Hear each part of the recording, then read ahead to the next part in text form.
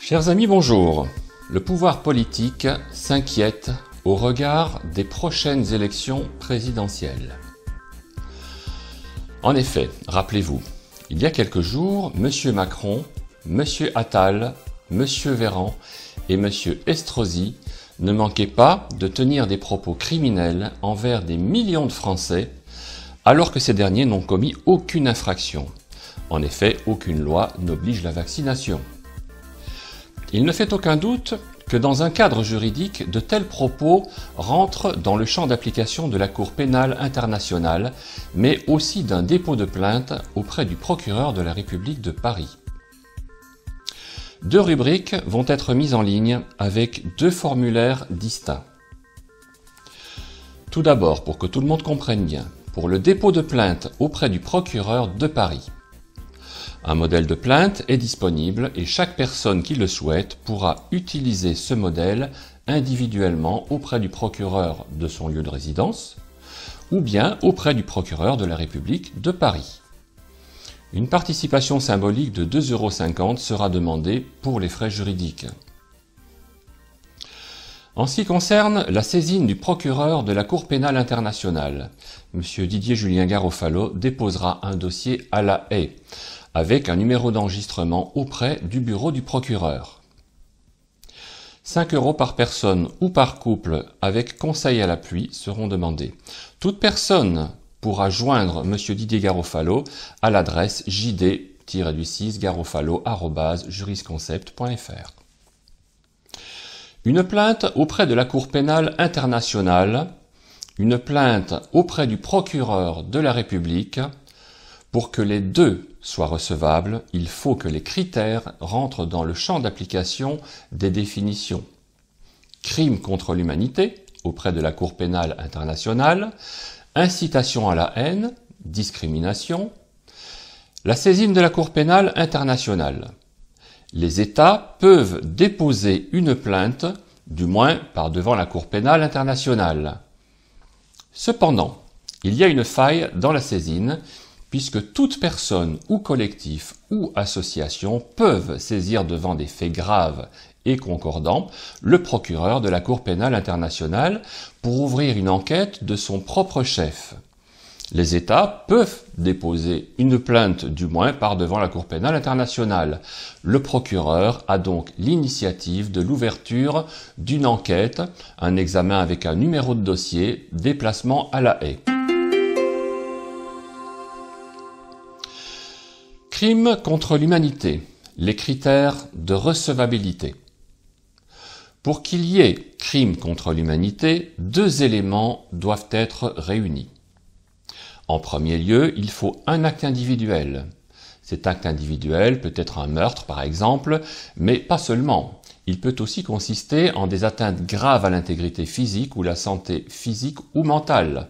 Deux éléments doivent être réunis. Toutefois, en second lieu, il faut un autre élément pour qu'il y ait crime contre l'humanité.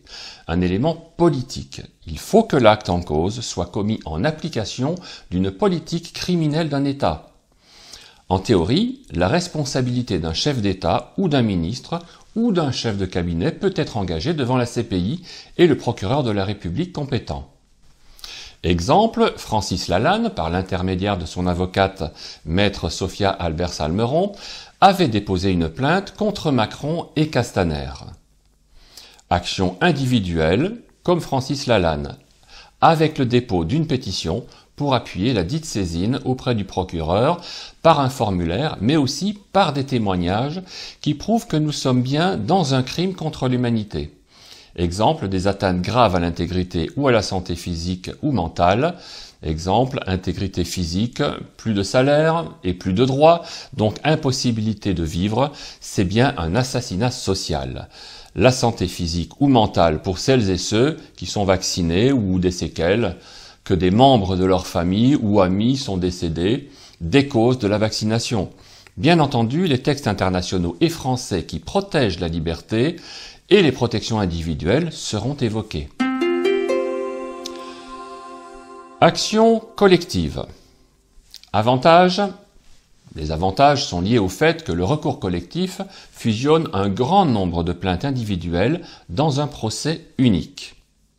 En premier lieu, cette fusion augmente l'efficacité de la justice, lorsque les faits et les normes sont identiques. La fusion des plaintes dans un recours collectif peut éviter de répéter des jours avec les mêmes témoins, les mêmes pièces et les mêmes questions de procès en procès.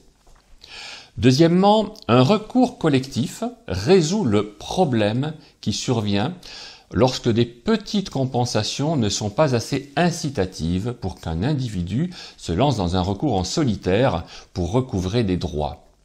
Un recours collectif résout ce problème en fusionnant les compensations relativement modestes dans un tout qui mérite que quelqu'un, généralement un avocat, s'attelle à la tâche. Autrement dit, un recours collectif assure que le défendeur qui a commis des actes préjudiciables à grande échelle, mais de faible importance pour chaque plaignant individuel, dédommage les individus pour les préjudices subis. Par exemple, les pertes subies par des milliers d'actionnaires d'une société cotée en bourse peuvent être trop faibles pour justifier des requêtes individuelles séparées, tandis qu'un recours collectif peut être effectué de manière efficace au nom de tous les actionnaires. Troisièmement, dans les affaires où le défendeur est peu solvable, un recours collectif assure que tous les plaignants reçoivent une compensation, en évitant que les premiers à déposer la requête soient servis en premier sans rien laisser pour les suivants. Un recours collectif centralise toutes les plaintes et partage équitablement toutes les compensations entre les demandeurs en cas de victoire.